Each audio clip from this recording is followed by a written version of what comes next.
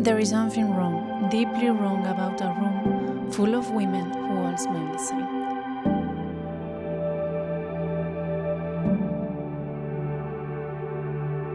Hi guys, welcome back to my channel. My name is Dai. This is a new episode of my series where we take Pinterest prediction trends from 2026, we analyze them in more detail, and then we try to translate them in a crochet piece or an upcycling project. This is scent stacking. Thank you for being here. I hope you enjoy this kind of content. I try to bring you like a background of these trends, what is happening, and then we try to translate them into something more tangible. We're going to divide the video in 6 blocks so it makes more sense in your head, and we are going to start as we always do by reading what Pinterest understand when naming this trend and what they think this will be a trend for this year. Pinterest said, "It's time to mix up your spritz. Gen Z and millennials are ditching one-and-done scents for bespoke notes, blending oils and perfumes to craft their very own fragrance formulas. Expect luxury to linger in layers next year." The words that people search for that give life to this trend is niche perfume collections, perfume layering combinations, signature scent, scent layering, and perfume notes. In trying to understand the definition of stacking and scent and trying to understand what is behind this world and the importance of it, I came across an article in the website of l'Accademia del Perfume called Layering, Scent Stacking and Shadowing, the practice to combine perfumes. So there are a couple of differences when we talk about the 3 techniques, and I think it's a little bit confusing even in the internet when I search. So if we talk about scent stacking is stack different already perfume items or products all together.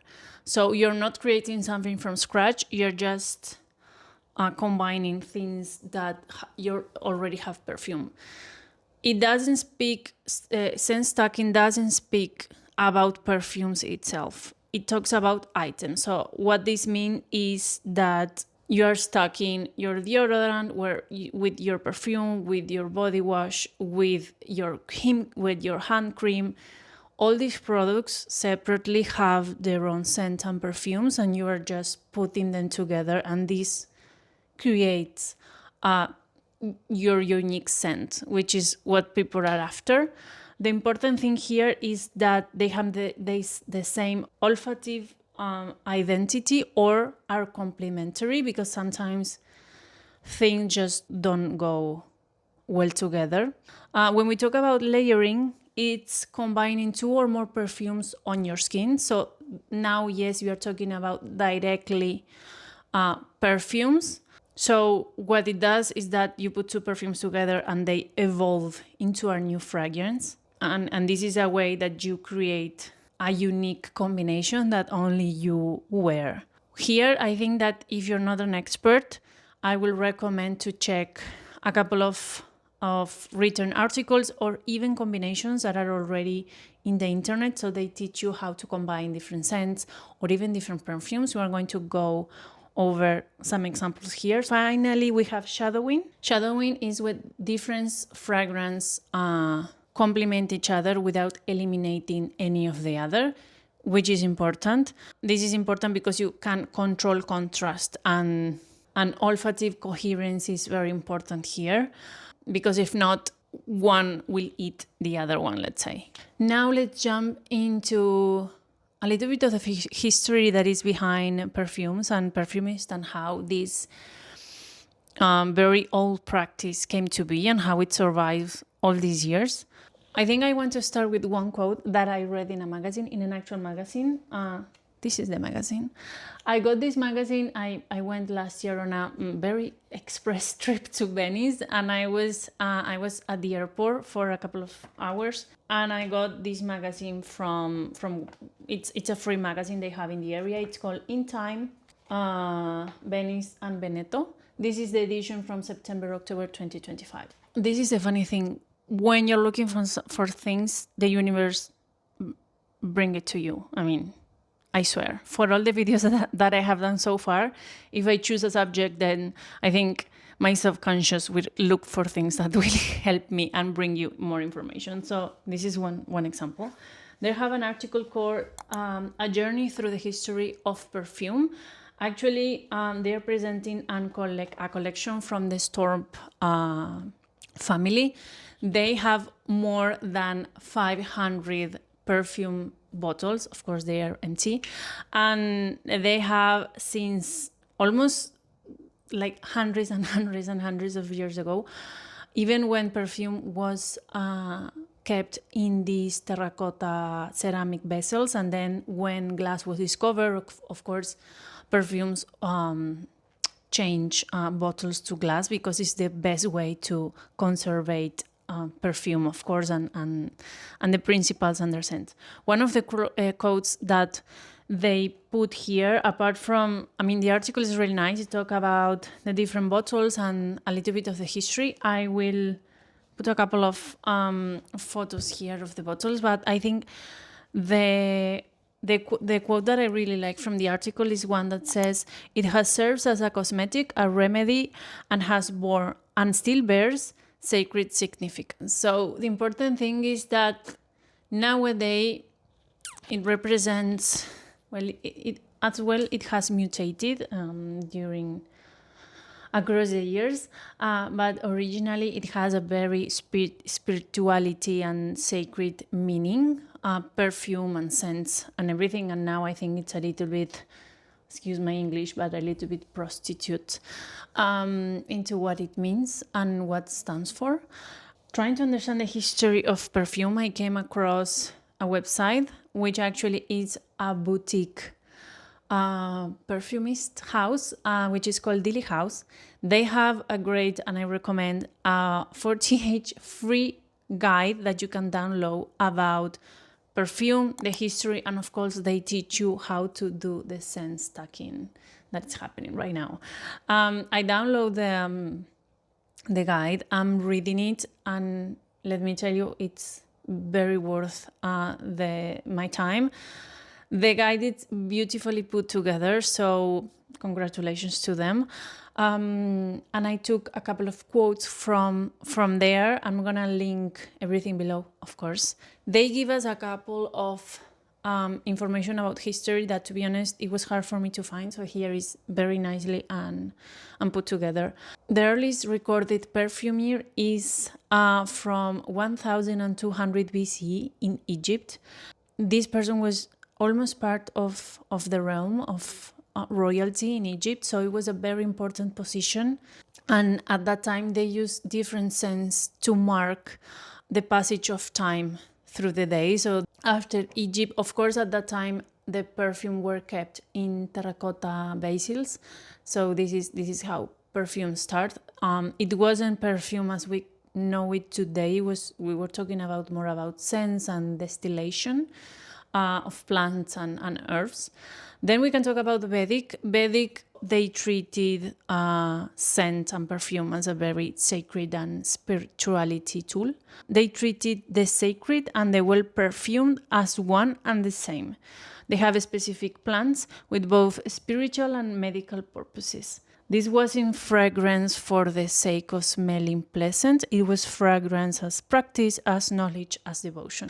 And finally, we can talk about Japanese Kodo. The practitioners of Japanese Kodo don't smell incense, they listen to it. Dilly House guide tells us that it reflects something neuroscience now supports, that processing scent engages the brain's attentional circuits in a way that rewards slowness and focus. And this is something that I can relate to, related to the Vedic. In my yoga practices, I remember that our yoga teacher would have a scent during the class, and after we finish, she will rub some oil on the palm of our hands to smell it and to go about your day. So scents, a little bit as in Egypt, a little bit as in Vedic, and a little bit as in Japanese Kodo, they will make you feel an and act in different manners. It depends on the scent you're smelling, the time of day, the practice you were doing, and different things. This gave us a hook to our next blog, which is the science behind it. Always using the same reference as from the guy from Dilly House. They say that your body emits 350 volatile compounds. It's a molecular signature as individual as a fingerprint. When all of these unique scent combines with your perfume, it composes a different scent. And that's why maybe the same perfume doesn't smell the same into two different people, because any perfume will react or act, let's say, or compose with your personal scent. And your personal scent, it's formed with your environment, your diet, your hormones, of course, the rest of the products that you use. So your deodorant, your hand cream, your face cream, your body wash, even your clothes detergent. So that's why the same. Thankfully, we don't all smell the same. But also what neuroscience has detected is that this is the most important part of the video, is that smell is the most direct path into our emotional and memory centers in the brain than any other senses. So it has literally a direct highway into your brain. I think scent has a more powerful impact in our lives that we thought we could. I always thought that maybe touching was something more direct. I think we all feel like listening or our sight is one of the most direct, because I think nowadays we are constantly bombarded with a lot of information that we see and we hear. But actually what it's doing, I think, is just frying a little bit our brains.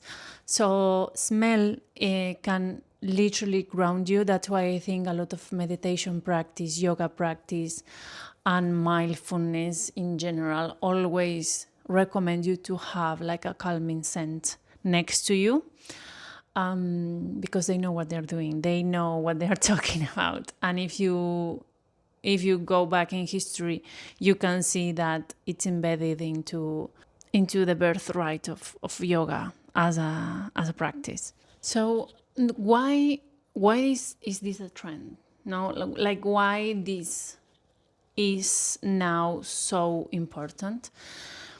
I think it is perfectly connected to what we discussed in our past video, which is crafting your own identity. A couple of things happen. First of all, we already talked, I don't want to be repetitive, but we talk about quiet luxury and the clinger aesthetic. And I think all these trends were trying to have people look the same, smell the same, feel the same, taste the same. So I think, again, this is like a revolutionary approach to all of that. We are tired of looking the same and consuming the same, hearing to the same music. People are desperate to feel something in any way possible. So it could be by sense, it could be by texture, it could be by taste, by seeing, by hearing something different. And I think scent, as we just now learn, science back it up and says, okay, scent is literally one of the things that can have a great impact. So I think I will encourage you to look over the senses that you have around your house, in your cosmetics, in your clothes. My personal experience is, for example, I don't use perfume. Yes, I know. But I think I took a step back when I learned and discovered that everything that goes into perfume actually can alter your hormonal balances. And I think for women it's very important. So I think I stopped wearing these big stream and brand perfumes, because, and not only in perfumes, but also in my cosmetics, in my clothes detergent. So I start changing to more healthy products with different ingredients and things that will not damage my health. So I know if you're a person who really like perfumes, I will encourage you to look for options. There are really a lot of new boutique perfumists that are creating lines. Lily House is one of them. They have all the ingredients and the way they prepare their products. This is not sponsored. This is just me giving you a couple of ideas. There are a couple of new brands that are coming out. They are making these batch collections where they explain you what the perfume has inside, what is the scent. I remember that when I went to buy perfumes in the past, you will go and the person in the shop will tell you if you like sweet perfumes or flowery perfumes or more intense perfumes, but it wasn't something specifically you didn't know what was inside. And these new perfumes that are coming out, you know exactly what is inside, how the formula is composed. And so I think this is a twist between not knowing what is inside of them and just put it on because it was trendy, and actually understanding what is inside and how it's prepared. I think there is a change of mindset in how we consume, not only perfumes, of course, but everything that we buy today. Is this not related to today's society's obsession to capture beauty? Or all these procedures and creams? I think we are kind of obsessed with it. A good example of a film of a person who got too obsessed is the Perfume, The History of Assassin. It tells you the story of Jean-Baptiste, which is a man with supernatural olfactive superpower, obsession with capturing the essence of beauty. And if I don't want to spoil the movie for you, if you haven't watched it, go watch it, but you can see how the obsession gets him to an extremely dangerous place. And I think this is something that it's happening to us, especially to women as a society. So we have to understand where is the limit into wanting to smell good and damaging our health. I think this is a very important question, not only in perfume, but in how we look, the procedures we make, and the products we consume and we throw into our body and we eat. So this is like a reformulation of identity in actually knowing what I'm putting inside my body. I think this also is something that has grown and come back. It's something that it was naturally inheriting women. We all know about the history of the Harlem witches, which were free women living freely in nature and extremely connected to the forest and to, I think, their feminine energy. You can read it, the situation, and however you want it, but I think you know how society feels about women making their own decisions in life. So I think this is also about bringing back our ancestors' rights, this feminine alchemia, I will call, to be an alchemist and to actually craft your own perfume. I think it brings back a lot of that witchy and whimsical femininity that we are all looking for, because I think we as women feel extremely empty these days. And I think scent stacking is connected to that sense of finding our way back into our feminine energy. And I think it's beautiful. I think we really need it, not only by scent, perfume, but by going back to the kitchen and actually cooking our food, by doing our clothes, by having a different rhythm into how we go about life. So I think scent stacking is extremely related to this coming back. So women coming back to all that is again trying to define identity, and this brings us to our next block, which is how it's related to crafting your own identity and philosophy to go about life. We can go back to the same quote that I said at the beginning, which is there is something wrong, very deeply wrong, about a room full of women who all smell the same. in the same novel, there's another quote that I really liked, and they say, perfume should tell a story, the story of who you are, who you might be, or perhaps even of who you fear becoming. All of those things are possible. It's a very intimate element of a woman, just like her signature of the sound of her voice. Perhaps it's an invitation. Maybe we need to literally come to our senses, to return to our sense of taste, touch, sight, smell, hearing, and find substance in them, inspiration. Life is, after all, a sensual experience. I think women have been kept away from all their senses. All this year, they have told us how we need to look, how we need to speak, how we need to smell, how we need to work. Everything was kind of written down on stone, and now things are crumbling. It's not happening as fast as maybe we wish, but I think it's happening. And you see it in the extreme reaction that society is having about women return to our senses. This is at the most expression of identity, of personality, of self-worth, of finding your purpose.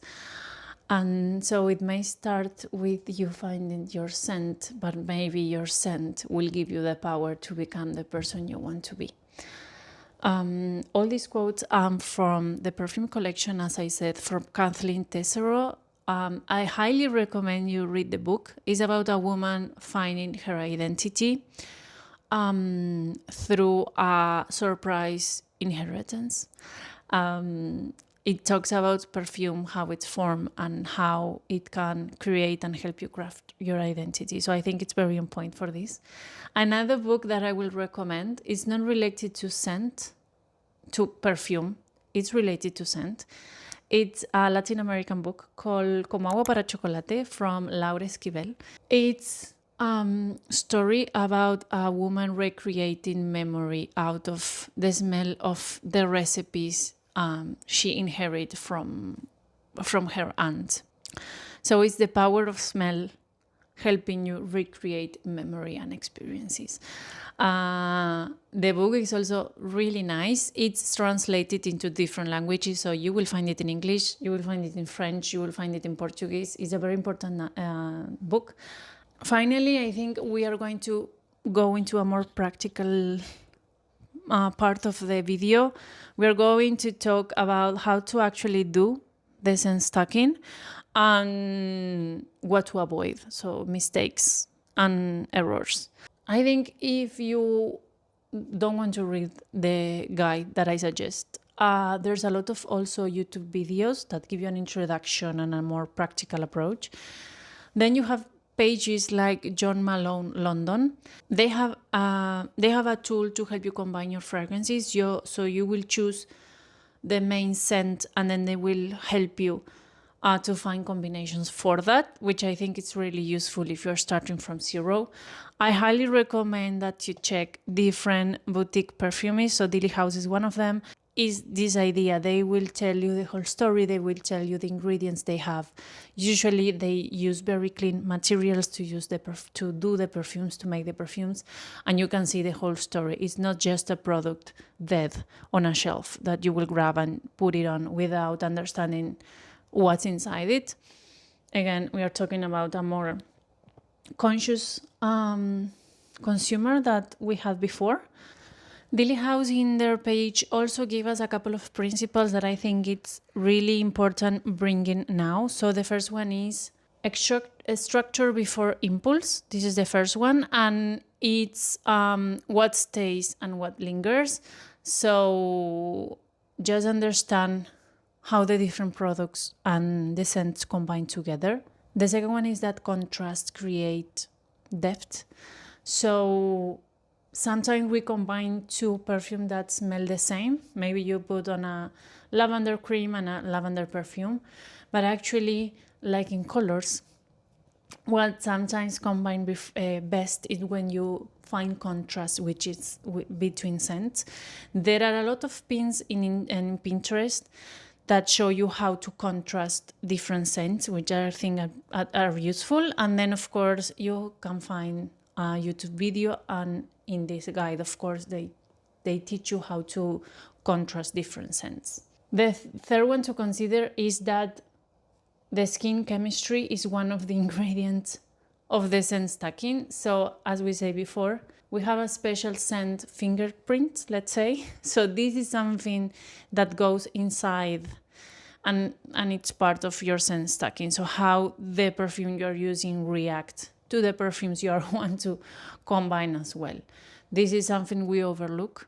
And I also didn't knew it was this important, but it is. So pay attention to it, how it reacts on your skin.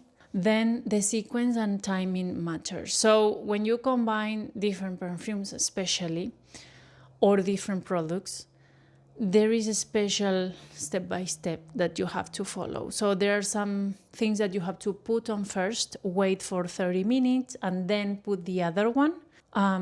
So this is something that also it's really interesting to understand, because I think we all put all the products together, when you prepare to head out. And if you want to do it correctly, this is the correct way.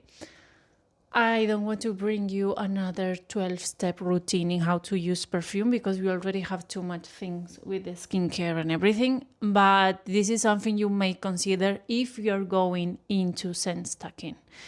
If this is not for you, just buy a perfume you like and just be aware of how to put your products together. Related to this, we can talk about common mistakes. So the first one is applying too much of both things that you want to combine. If you want to put two perfumes or two senses, like a hand cream and a perfume, putting too much so it will last longer. This doesn't actually work this way. So be aware of this, because you can make catastrophic combination and then you will end up smelling very bad. Ignoring concentration. So products already have a perfume. So you cannot ignore how this chemistry works together. So if one is extremely concentrated and the other one doesn't, it will create a chemistry that maybe you're not happy about. So this is why it's important to read a little bit up before you dive into just putting products together. The third one is combining without taking into consideration the dry down time. Why? Because products dry down in your skin like in different stages. So if you want something to last longer, what they call create movement, which I find really interesting. Sometimes you can combine perfumes that you will feel a scent first, then this scent will dry out and it will give place to another scent. So during the same day, you will smell different at the beginning and at the end. That is creating movement, and I think that's just magical. If you do it correctly, you can create that movement. And I think that's like master. You for sure will become the master of scent stacking. And finally, and I think we already talked about this, overcomplicating. So this is not about adding an extra 12-step routines to your day-to-day. If you want to start slow, just check for already assembled options to how to stack different perfumes together, or products or whatever. When you buy these boxes that combine the hand cream, the perfume, the shampoo, whatever, they already took into consideration these combinations and everything that we discussed. So if you want to start somewhere, start with something more ready, and then as you learn your way into it, you will develop your skills and become better. Okay, guys, I think we got to the end of this video. I really like exploring this topic and bring this topic to you. So I hope you really enjoyed the video. If you want to see more videos like this one, follow for more, comment if you already are doing this, or what are your favorite scents or how you combine them. And if you like this video, of course, give it a thumbs up. In a week's time, I will release the video for the tutorial. So I want to show you what we are doing for the next video. I don't want to delay a lot, but I was thinking a lot about what my favorite scent was, and it was related exactly to a memory that I have from my childhood home. It's related to jasmine scent, and I decided to create, so the base of the project is a poncho, and on top of this poncho I have added jasmine flowers, so it will be like wearing my favorite scent and childhood memory on my body. I will leave you some random photos here so you can have a glimpse. The video will come out in 1 week's time, so stay tuned for the tutorial and stay tuned for the next topic. I really like this series, and I hope you're enjoying it as much as I do by doing them. So thank you so much for being here. I hope to see you in the next video. Bye bye.